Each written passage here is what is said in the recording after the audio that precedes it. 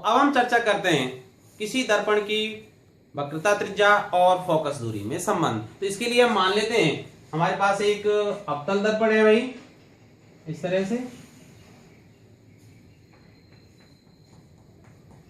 आप लोग जानते हैं अवतल दर्पण का जो उभरा हुआ भाग है वो अपारदर्शी होता है और जो दबी हुई सतह है वो चमकदार होती है। ये इसकी, ठीक है भाई, मुख्य अक्ष हुआ, ये दर्पण का ध्रुव। अब ये मुख्य अक्ष है, ठीक है।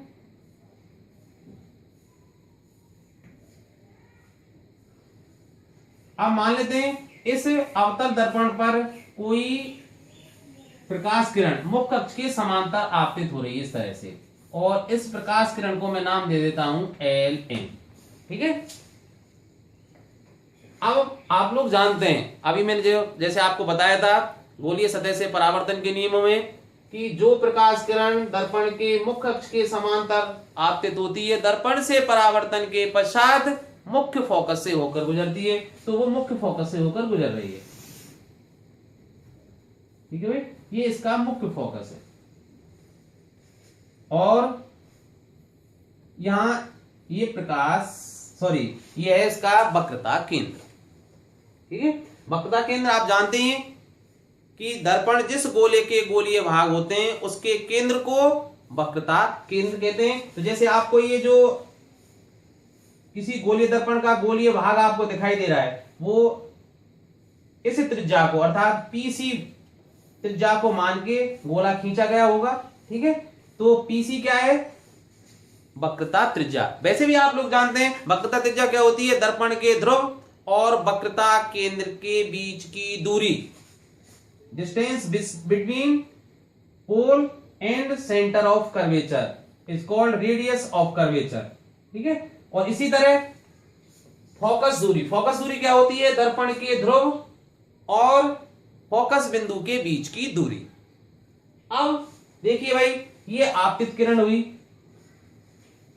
तो अब हम क्या मान लेते हैं कि जो CM है,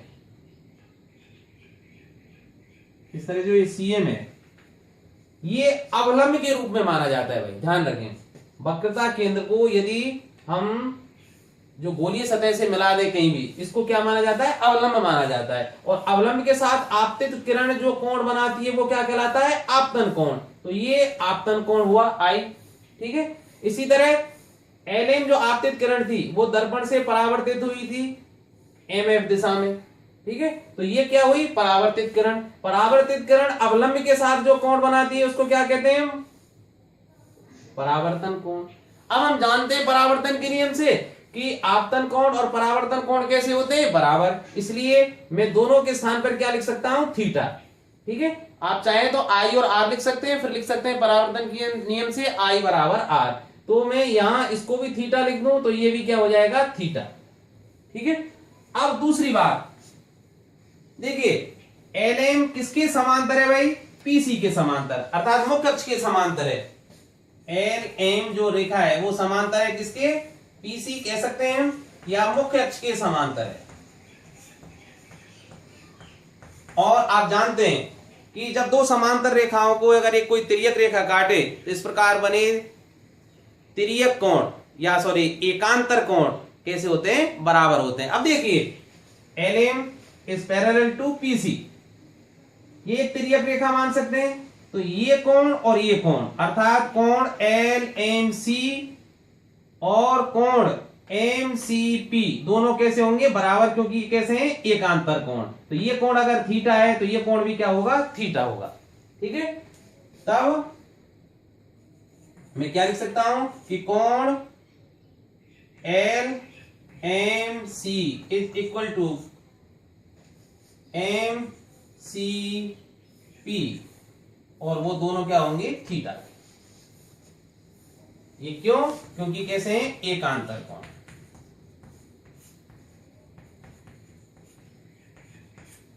अब देखिए, त्रिभुज MCF पर ध्यान दीजिए। आपने पढ़ा है कि किसी त्रिभुज का बहिष्ठ कोण उसके अंतराभिमुख कोणों के योग के बराबर होता है।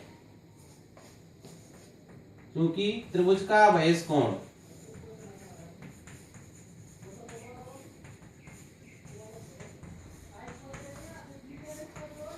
उसके अंतराभिमुख कोणों के योग के बराबर होता है। उसके अंतराभिमुख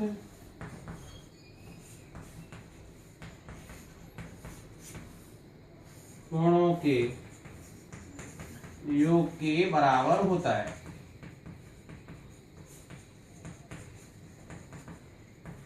ठीक है, इसलिए ये जो एंगल है कौन सा कोण, एम एफ पी, तो कोण एम एफ पी बराबर होगा शेष अंतराभिमुख कोण, ये बहिष कोण हुआ, तो ये किसके शेष अंतराभिमुख कोण कौन से, ये और ये, अर्थात थीटा प्लस थीटा के, तो theta plus theta equal to 2 theta. अब अगर मैं इस एम से लंब डाल देता हूं मुख्य अक्ष पर एम डी, ठीक है, मैंने क्या किया, पॉइंट एम से एम डी लंब डाल दिया मुख्य अक्ष पर एम डी। अब देखिए समकोण त्रिभुज एम डी सी में, तो राइट एंगल जो ट्राइंगल है एम डी सी में टेन थीटा कितने के बराबर होगा भाई, टेन थीटा होता है लंब और आधार का अनुपात। ठीक है, तो लंब बटे आधार, तो लंब क्या है एम डी और आधार क्या है डीसी, समीकरण 1। इसी तरह भाई समकोण त्रिभुज एम डी एफ में ये जो 2 थीटा है, ठीक है, अभी आपको बताया था मैंने, तो समकोण त्रिभुज एम डी एफ में क्या होगा, तो समकोण त्रिभुज एम डी एफ में इसी तरह में टेन 2 थीटा का मान ज्ञात कर सर। ठीक है, टेन 2 थीटा बराबर M D upon D F,